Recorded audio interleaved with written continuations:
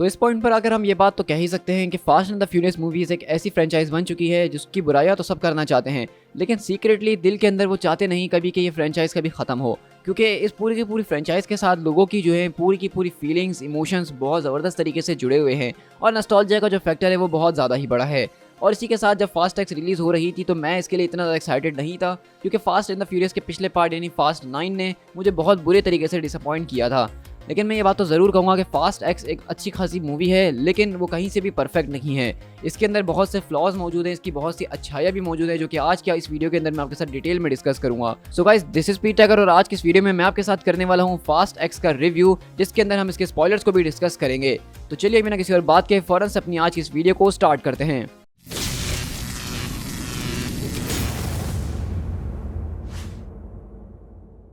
अब जैसा कि आप सबने अब तक तो उस मूवी को देख ही लिया होगा और आप सब इसके बेसिक प्लॉट से तो जान ही चुके हैं कि इसमें क्या चल रहा था। तो बेसिकली इसका पूरा का पूरा प्लॉट जो जोड़ा गया था वो फास्ट 5 से जोड़ा गया था, जो कि मेरे हिसाब से इस फ्रेंचाइज के अंदर होने वाली सबसे ज़्यादा बेस्ट मूवीज़ में से एक है। मतलब फास्ट एंड द फ्यूरियस 5 जो थी वो मेरी इतनी ज़्यादा ऑल टाइम फेवरेट मूवी है कि मैं जब भी बोर होता हूँ इस मूवी को देखता हूँ और मैं कभी बोर नहीं होता हूँ। इसके अंदर जो पूरी की पूरी तिजोरी चुरा के ले जाते हैं, इसके अंदर जिस तरीके से वो अपनी टीम को बिल्डअप करते हैं, तो ये वो मूवी थी जिसके अंदर बेसिकली फैमिली वाला फंडा सही में फील हो रहा था। तो ये मेरी फेवरेट मूवी है और इसको इससे ये कंटिन्यू कर रहे थे, तो इससे थोड़ी बहुत तो मेरी एक्सपेक्टेशंस थी ही। लेकिन इसी तरह हमने देखा कि किस तरीके से यहाँ पे हमें बहुत से पुराने कैरेक्टर्स भी आते हुए वापसी नजर आए हैं, जिनके ऊपर हम आगे चल के बात करते हैं। लेकिन अगर हम इस पूरी के पूरे मूवी के मेन विलन की बात करें, जो कि इस मूवी की काफ़ी ज़्यादा हाईलाइट भी था, जो कि जेसन मोमोआ रोल प्ले कर रहे थे डांटे रीस का, जो कि फास्ट 5 के अंदर होने वाले विलन का बेटा था। अब मैं ये कहूँगा कि जेसन मोमोआ ने एक यहाँ पे बहुत ही ज़्यादा शानदार तरीके से एक विलन की परफॉर्मेंस दी है। जैसा कि फास्ट एक्स को एक फिनाले माने जा रहा है, तो उसके हिसाब से एक विलन भी होना चाहिए।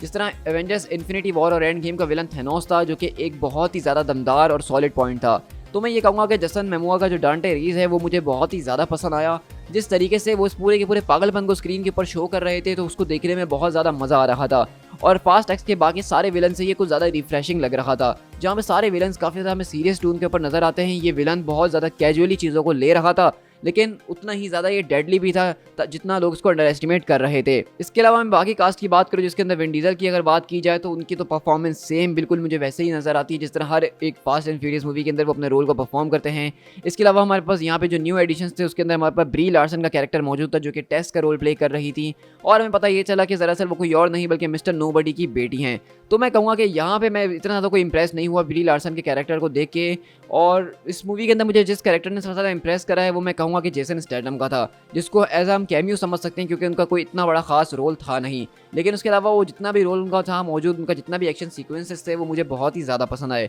इसके अलावा हाँ, मैं यहाँ पे जॉन सीना के कैरेक्टर के ऊपर थोड़ी सी बात तो ज़रूर करूँगा, क्योंकि जॉन सीना को भी इतना ज़्यादा बड़ा रोल इस मूवी के अंदर नहीं दिया गया। और एंड के अंदर मैंने देखा कि जिस तरीके से उसने अपने आप को सेक्रीफाइस करके डॉम और उसके बेटे को बचाया, तो मुझे नहीं लगता कि भाई वो मूवी के अंदर मरा होगा। अब अगर हम इस मूवी के एक्शन सीक्वेंसेस की बात करें, तो मैं कहूँगा कि यहाँ पे जो रोम के अंदर पहला एक्शन सीक्वेंस था, जहाँ पे वो उस पूरे के पूरे बॉम्ब को रोकने की कोशिश कर रहे होते हैं, तो वो एक्शन सीक्वेंस मुझे बहुत ज़्यादा ज़बरदस्त पसंद आया, क्योंकि वहाँ पे हमारे पास 2-3 चीज़ें एक साथ चल रही थी और उन्होंने साइमल्टेनियसली सारी की सारी चीज़ों को बहुत ज़्यादा अच्छे तरीके से कवर करा। जहाँ पे बेसिकली डॉम उस पूरे के पूरे बॉम्ब को रोकने में लगा होता है, लाइटी यहाँ पे डांटे का बाइक के ऊपर पीछा कर रही होती है, और उन छोटी छोटी गलियों से जिस तरीके से वो बाइक्स को निकालती है वो मुझे बहुत ही ज़्यादा पसंद आया था। हाँ, ये बात मानने वाली है कि यहाँ पे डॉम की गाड़ी कौन से स्टील से बनी हुई थी ये अभी तक समझ में नहीं आया, कि वो जहाँ से भी उसको लेके कूद जाए वो गाड़ी कभी खत्म होने का नाम ही नहीं ले रही थी। तो अगर हम एक्शन की बात करें, तो हमें यहाँ पे वही fast and the furious franchise का ओवर द टॉप एक्शन देखने को मिला है, जहाँ पे हमारा मुंह खुला रह जाता है और हमें सोचने में लग जाता है कि आखिरकार फिजिक्स इस यूनिवर्स के अंदर काम करती भी है कि नहीं। तो उस सारी चीज़ों के ऊपर हम ज़्यादा बात नहीं करेंगे। जिस चीज़ के ऊपर हम बात करेंगे वो इस मूवी की एंडिंग होने वाली है।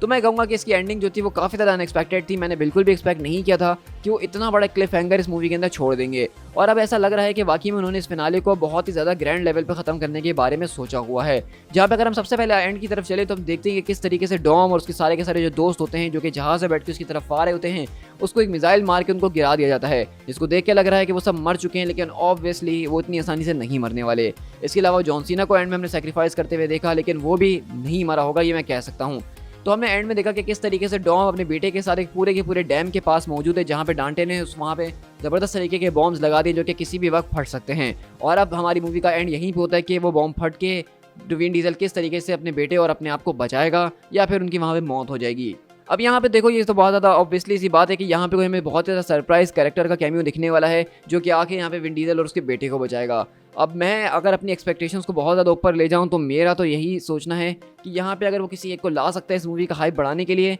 इस पूरी की पूरी मूवी को एक अनदर लेवल पर ले जाने के लिए, तो वो ब्रायन का कैरेक्टर हो सकता है। देखो, पॉल वॉकर की डेथ हो चुकी है और सेलिब्रिटीज़ की जितनी भी डेथ्स हुई हैं उनके अंदर पॉल वॉकर एक ऐसे सेलिब्रिटी है जो कि मेरे दिल के बहुत ज़्यादा करीब थे, और उनकी मौत ने मुझे बहुत ज़्यादा इमोशनल भी कर दिया था। और मैं ये कहूँगा कि फास्ट एंड द फ्यूरियस की फ्रेंचाइज उनके मरने के बाद से वैसी फील होती ही नहीं जिस तरह उनके होने की वजह से होती थी। तो मैं ये कहूँगा कि अगर इस फिनाले के अंदर उन्होंने ब्रायन को नहीं दिखाया तो ये फ्रेंचाइज कभी भी ख़त्म नहीं हो पाएगी मेरी नज़र के अंदर, और ये एक तरह से ऐसा लगेगा कि उन्होंने सब कुछ तो कर दिया लेकिन कुछ ना कुछ कहीं ना कहीं रह गया है। तो मेरी एक्सपेक्टेशंस यही हैं बेसिकली कि यहाँ पे जो कैरेक्टर बचाने के लिए आएगा विन डीजल को, वो दरअसल ब्रायन और कॉर्नर का होगा। अब वो उसको CGI के जरिए या जिस तरह उन्होंने फास्ट 7 के अंदर उनको उनके भाई के साथ लेकर आए थे वो उस तरीके से उनको दिखा सकते हैं, और उसमें कोई बड़ी बात नहीं है, क्योंकि हम सब जानते हैं कि इस वक्त हम फास्ट फैमिली के सारे मेंबर्स को देख चुके हैं और हर कोई कहीं ना कहीं फंसा हुआ है। यहाँ पे हम जेसन स्टेटम की बात करें तो अपनी माँ को बचाने के लिए चले गया है, जॉन सीना मर चुका है, बाकी की टीम प्लेन क्रैश के अंदर फंस चुकी है, और विन डीजल की बहन जो है मिया, उसका कुछ पता नहीं है। तो मेरी नज़र के अंदर ब्रायन का एक ऐसा कैरेक्टर है जिसके बारे में अभी कोई कहीं नहीं जानता कि वो इस वक्त कहाँ मौजूद है, और उसको अचानक से लेकर आ जाना वही सबसे बड़ा सरप्राइज़ होगा हमारे इस फिनाले के अंदर। अब ये बात हम कह नहीं सकते कि अगला पार्ट फिनाले हो सकता है, क्योंकि विन डीजल ने बातों बातों के अंदर कहा था कि ये एक ट्रिलॉजी होने वाली है, लेकिन जो भी होगा वो उसको बहुत ज़्यादा अच्छे तरीके से तो एंड करेंगे, इसके ऊपर मुझे पूरा विश्वास है, क्योंकि ये पूरा का पूरा प्रोजेक्ट विन डीजल के दिल के बहुत ही ज़्यादा करीब है और वो इसको इतने आसानी से हल्के में छोड़ने वाले हैं नहीं। फास्ट एक्स बिल्कुल अपनी fast and the furious franchise की ही एक बहुत ही ज़्यादा एपिक पार्ट लगता है, जहाँ पे हमें ओवर द टॉप एक्शन देखने को मिला है, कुछ ऐसे माइंड ब्लोइंग मोमेंट्स देखने को मिले हैं जहाँ पे हमारा मुंह खुला रह गया है, और साथ साथ कुछ ऐसे भी सीन ज़रूर मौजूद थे जिसके ऊपर हम सोचने पे मजबूर हो गए थे कि क्या ये सच में पॉसिबल भी है ही, या फिर यहाँ पे ये तमिल फिल्मों की तरह बहुत ही ज़्यादा फेंक रहे हैं। इसके अलावा सारे के सारे कैरेक्टर की परफॉर्मेंसेज बहुत ही ज़्यादा टॉप नॉच किस्म की थी, जहाँ पे सबसे ज़्यादा फोकस इस बार विन डीजल और उसके बेटे के ऊपर मौजूद था। साथ साथ इस पूरे के पूरे मूवी के विलन जेसन मोमोआ को हम बिल्कुल भी छोड़ नहीं सकते हैं, क्योंकि उनकी ही वजह से इस पूरी की पूरी मूवी के अंदर मुझे काफ़ी ज़्यादा मज़ा आया। उनकी परफॉर्मेंस, उनकी एक्टिंग, उनका सेंस ऑफ ह्यूमर, वो सब कुछ इस पूरी की पूरी मूवी के अंदर बहुत इंटरेस्टिंग था, और ऐसा लग रहा है कि ये एक वर्दी विलन है एक पूरे के पूरे फिनाले को एंड करने के लिए। तो अगर आपने अभी तक फास्ट एक्स को नहीं देखा है तो मैं आपको रिकमेंड करूंगा कि आप इस मूवी को ज़रूर देखिएगा, लेकिन उससे पहले आपको फास्ट एंड द फ्यूरियस की फ्रेंचाइज के बारे में सब कुछ पता होना चाहिए और आपने पिछली सारी मूवीज़ देखी होनी चाहिए, वरना इस मूवी से आप इतना ज़्यादा कनेक्ट नहीं हो पाएंगे उस लेवल के ऊपर जितना एक फास्ट एंड द फ्यूरियस का फैन हो पा रहा है। विद दैट बीइंग सेड, मैं इस वीडियो को यहीं पर रैप अप करता हूँ। आई होप कि आपको मेरा ये रिव्यू काफ़ी ज़्यादा पसंद आया होगा, और अगर आप इस तरह की ऑसम वीडियोस को मेरे चैनल पर एंजॉय करना चाहते हैं